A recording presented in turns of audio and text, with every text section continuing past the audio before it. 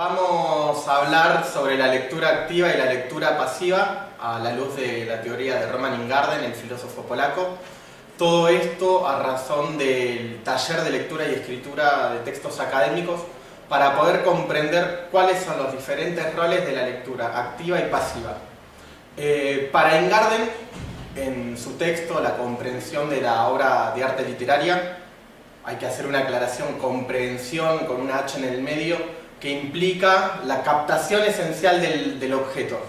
Ingarden hace una distinción entre dos tipos de lecturas, una lectura activa y una lectura pasiva.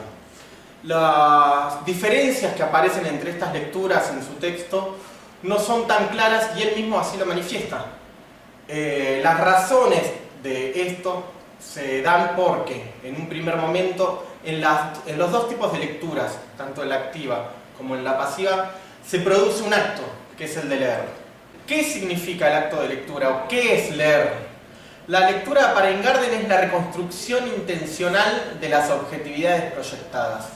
¿Qué significa esto? Significa que por medio de la identificación de los sentidos, que funcionan como un pasillo, según la terminología de Ingarden, retomada de la teoría de Husserl, nuestra lectura accede directamente a la comprensión del objeto.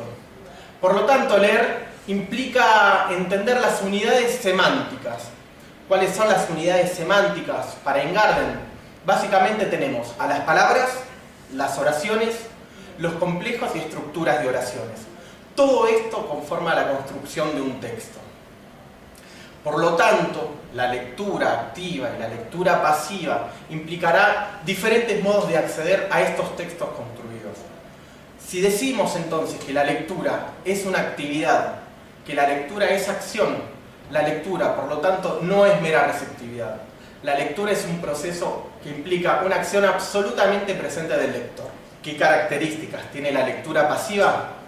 Vamos a decir como primer rasgo que no se realiza un progreso en el proceso de lectura que va de la oración a los objetos que son propios a ella, esto es, a la referencia de la oración.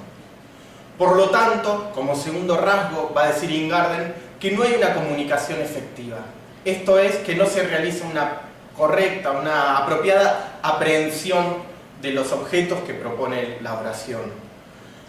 Otro rasgo para calificar a esta lectura pasiva es que se da una lectura que Ingarden califica como mecánica. Otra característica, no hay una correcta, no hay una asimilación del sentido, y esto implica que no hay una posibilidad en el encadenamiento de oraciones, no hay la posibilidad de establecer una síntesis entre todas ellas.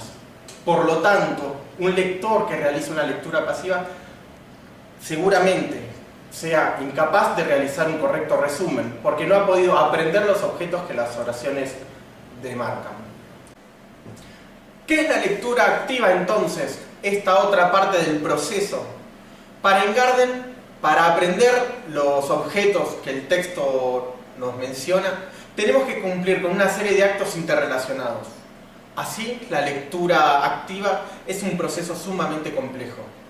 Los objetos, en este tipo de lectura, los objetos que el texto presenta, justamente se nos hacen presentes, se nos hacen en un aquí y en un ahora.